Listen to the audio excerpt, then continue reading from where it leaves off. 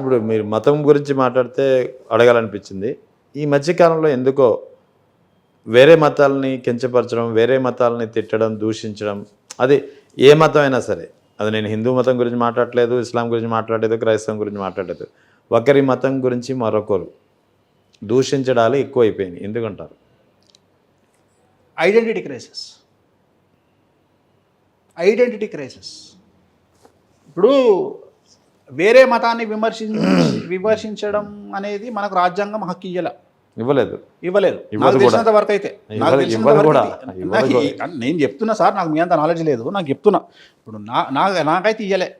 ఒక భారతదేశపు పౌరుడిగా నాకైతే వేరే మతాలను విమర్శించే హక్కు నాకు ఇయ్యలే. ఆఫ్ కోర్స్ ఒకవేళ మా నాయన సీఎం, మా అన్న సీఎం అయినా నాకు ఇయ్యలే.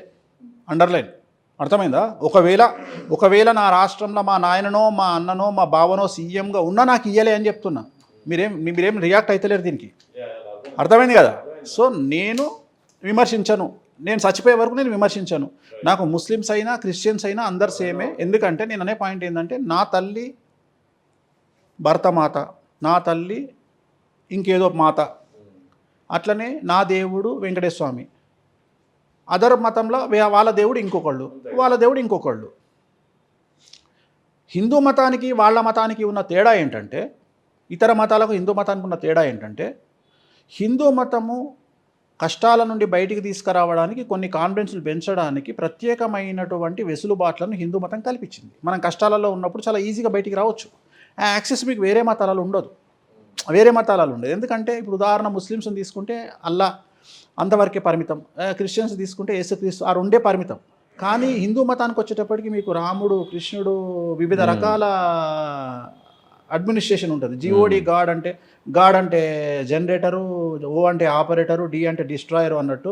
బ్రహ్మ విష్ణు మహేశ్వర్లు ఎట్లుంటారో, వెంకటేశ్వర స్వామి అర్చామూర్తి ఎట్లుంటాడో, సో రకరకాలుగా ఉంటారు. సో నాకున్న ఫ్రీడము, రాజ్యాంగం నాకు ఇచ్చిన హక్కును బట్టి నేను నా మతం ఎంత గొప్పదో చెప్పు, నువ్వు ఎంత ఎక్స్ట్రీమ్ పోయి చెప్పుకో చెప్పు, నువ్వు ఎంత తోపో చెప్పుకో. అవును. కానీ వేరే వాడిని తిట్టే హక్కు నీకు లేదు, వేరే మతాన్ని తిట్టే హక్కు నాకు లేదు. సారీ, నీకు లేదు కదా, నాకు లేదు. ఎందుకంటే అది నీ ఇష్టం, నాకు లేదు. నేను తిట్టా, వేరే మతాన్ని నేను తిట్టా. ఎందుకంటే నా దేవుడు నాకెంత ముఖ్యమో వాళ్ళ దేవుడు వాళ్ళకంతే ముఖ్యం కదా. సో లొసుగులు మాట్లాడుకున్నప్పుడు, ఎగ్జాంపుల్ మన ఇద్దరం కూర్చొని మాట్లాడుకున్నప్పుడు, మీ తప్పులు నేను తీసినప్పుడు, నా తప్పులు మీరు తీస్తే పోతూనే ఉంటే ఎక్స్టెండ్ అవుతుంటుంది. సో నాకు సంబంధించినంత వరకు మన మతాన్ని మనం ప్రచారం చేసుకుందాం, పక్క వాళ్ళతో మనకు సంబంధం లేదు. నా లిమిట్లో నేను ఉంటా. చివరికి మా అన్ననో, మా బావనో సీఎం అయినా సరే నా లిమిట్లో నేను ఉంటా. అప్పుడు కూడా నేను విమర్శ చేయ, ఏ మతాన్ని విమర్శించాను, నా లిమిట్లో నేను ఉంటా. రైట్. ఇక జ్యోతిష్యం గురించి మాట్లాడితే, మీరు దశమహావిద్యల్లో చాలా ఫేమస్ అని అందరికీ తెలుసు. సో దశమహావిద్యలు ఎలా పూజించాలి, ఎలా పూజించకూడదు, అంటే what to do, what not to do? Super. చాలా మంచి ప్రశ్న. ఈ మధ్యకాలంలో ఒక వేలం వేరి పద్ధతి ఉంటుంది మన దగ్గర. సినిమా ఇండస్ట్రీలో మీరు అబ్జర్వ్ చేస్తే, ఎవరైనా దయ్యం సినిమాలు స్టార్ట్ చేయంగానే పొలోమంటూ దయ్యం సినిమాలు తీస్తారు. ఎవరైనా ఆటల మీద సినిమాలు తీయంగానే ఆటల సినిమాలు తీస్తారు. అట్లా ఈ దశమహావిద్యలు అనే కాన్సెప్ట్ ఎప్పుడైతే నేను ఇంట్రడ్యూస్ చేసినో తెలుగు రాష్ట్రాలకు, కామాఖ్య అమ్మవారిది, ప్రతి ఒక్కళ్ళు ఎవరు పడితే వాళ్ళు ఈ దశమహావిద్యల గురించి, వారాహి అమ్మవార్ల గురించి, వాళ్ళ ఇష్టం వచ్చినటువంటి అమ్మవార్లు. మన అబ్జర్వ్ చేస్తే మీరు, మన అమావాస్య నుండి దశమి వరకు వారాహి నవరాత్రులు జరిగినాయి. నిన్నటి వరకు 25వ తారీఖు వరకు. ఇప్పుడు మనం జూలై వల్ల 31 అనుకుంటా, ఐ థింక్. సో 25 వరకు వారోత్సవ మన నవరాత్రులు జరిగినాయి. ప్రోటోకాల్ అనేది ఒకటి ఉంటుంది కదండి. ప్రోటోకాల్ అంటే ప్రతిదానికి ప్రోటోకాల్ ఉంటుంది. ఉదాహరణ, ఒక ఊర్లో ఒక సభ జరిగితే ఆ సర్పంచ్ స్టేజ్ మీద ఉంటాడు కదా. అట్లనే ఒక కాన్స్టిట్యున్సీలో ఒక సభ జరిగితే ఆ ఎమ్మెల్యే ఉంటాడు కదా. అట్లనే ఒక దేశానికి ఆధిపత్యం వహించిన ప్రధానమంత్రి ఉంటాడు కదా. దాన్ని ప్రోటోకాల్ అంటాం. అట్లనే పూజ చేసేటప్పుడు మనకు ఉగ్రదేవతలు, సాత్విక దేవతలు అని ఉంటారు. సాత్విక దేవతలు ఎవరయ్యా అంటే గణపతి, అమ్మవారు, లలితా పరమేశ్వరి, రైట్. సాత్విక దేవతలను మీ ఇష్టం వచ్చినట్టు కొలవండి.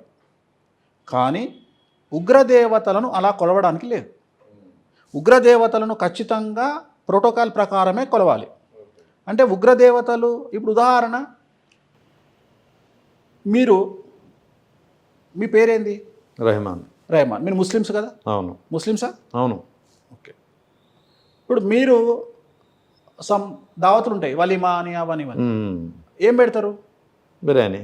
ఇంకా ఇక్కడ ఇంకా హైదరాబాద్ అయితే మరగు ఉంటుంది. మా దగ్గర హైదరాబాద్లో మటన్ మరగు, చికెన్ 2-3 రకాలు, రోటీ, రోటీ, రుమాలి రోటీ, స్వీట్ ఇవన్నీ ఉంటాయి.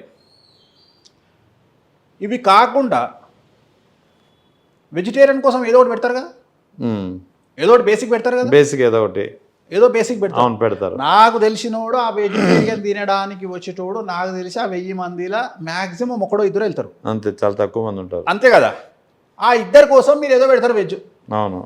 కానీ ఆ 2 కోసం వెజ్ పెట్టినప్పుడు అది వెజ్ ఫంక్షన్ అవుతుందా, నాన్ వెజ్ ఫంక్షన్ అవుతుందా? నాన్ వెజ్ ఫంక్షన్ అవుతుంది. నాన్ వెజ్ ఫంక్షన్ అవుతుంది కదా. అంతే కదా.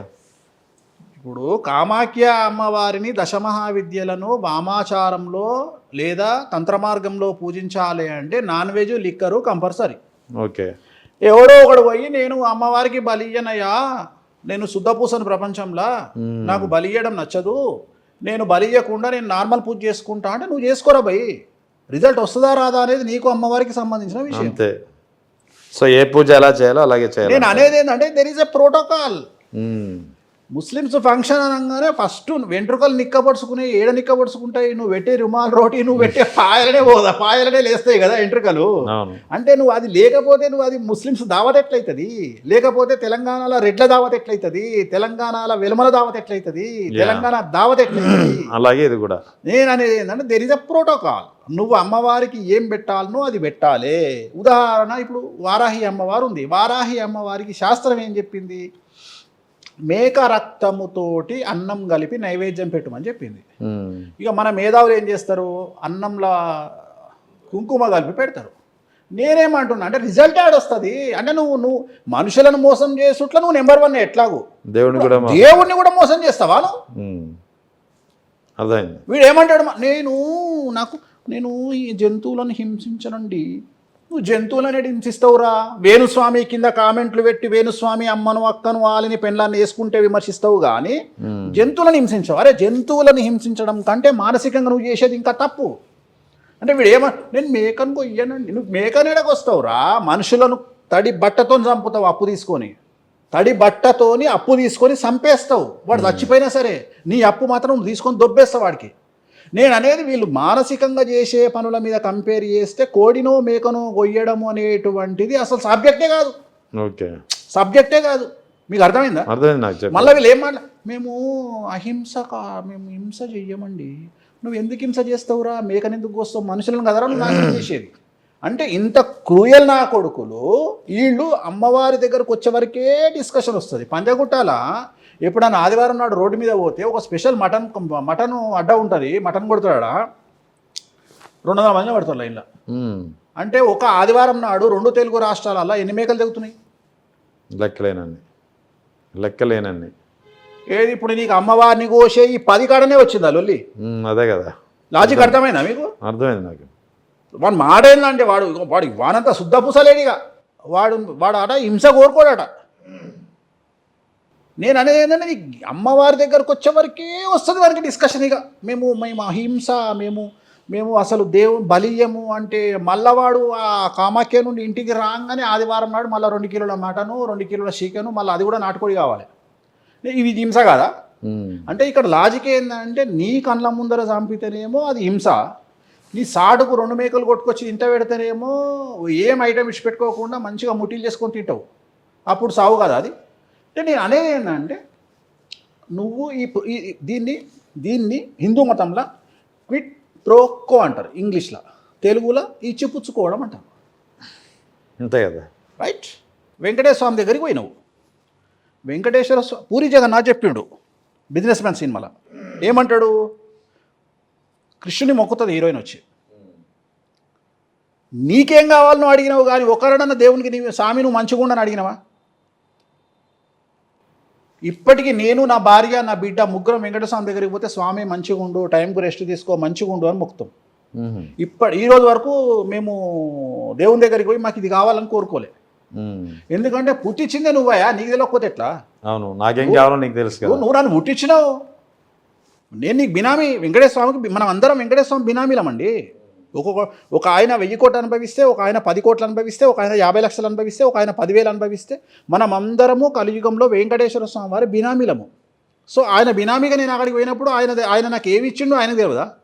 సో నేను ఆయన అడుక్కోను. కానీ అడుక్కోకుండా ఆయన దగ్గరికి పోనీకి ఒక లాజిక్ అయితే ఉంది కదా, నన్ను చూసుకుంటాడని. నేను ఇక్కడ నుండి హైదరాబాద్లో ఫ్లైట్ టికెట్ వేసుకొని తిరుపతికి పోయి తిరుపతిలో స్వామికి దండం పెడుతున్నా అంటే నన్ను నువ్వు చూసుకోనే కదా. అంటే నేను ఆయన ముందర కనిపించి నన్ను గుర్తించు అని చెప్పడమే కదా. ఇది ఒక రకంగా క్విట్ ప్రోకోనే కదా. నువ్వు కళ్యాణం చేపిస్తున్నావు, క్విట్ ప్రోకోనే కదా. శివరాత్రికి ఒక్క పొద్దు ఉంటున్నావు, ఎందుకుంటున్నావు? శివరాత్రికి ఒక్క పొద్దు ఎందుకుంటున్నావు అంటే శివుడి దృష్టిలో నువ్వు పడాలనే కదా.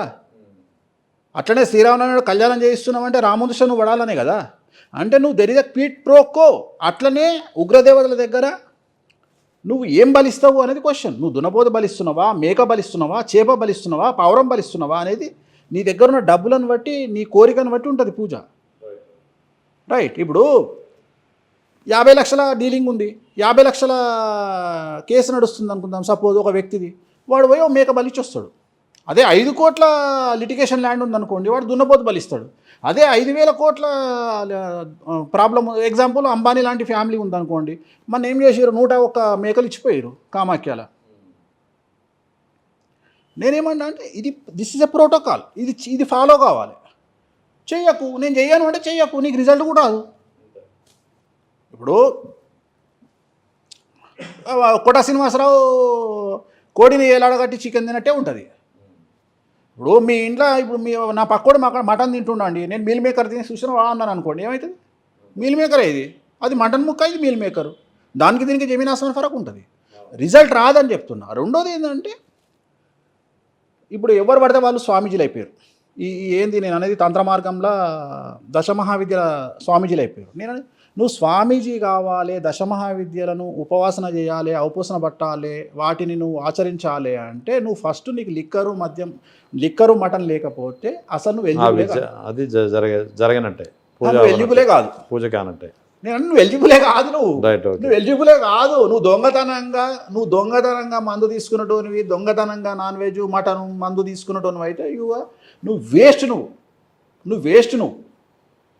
నేనేమంటున్నా, మీరు ఫస్ట్ ఎవరైనా అమ్మవార్లను ఉగ్రదేవతలను ఆవాహన చేసుకోవాలన్నా, సిద్ధి చేసుకోవాలన్నా ఫస్ట్ కామాఖ్య పోయి వామాచారములో పూజ అని పంతులను అడగండి, పాండాన్ని అడగండి. అడిగితే ఆయన వామాచారంలో ఒక పూజ చేస్తాడు. మీకు వామాచారంలో ఒక పూజ చేస్తాడు. ఏం పూజ అంటే మీరు అడిగే పూజనే చేస్తాడు.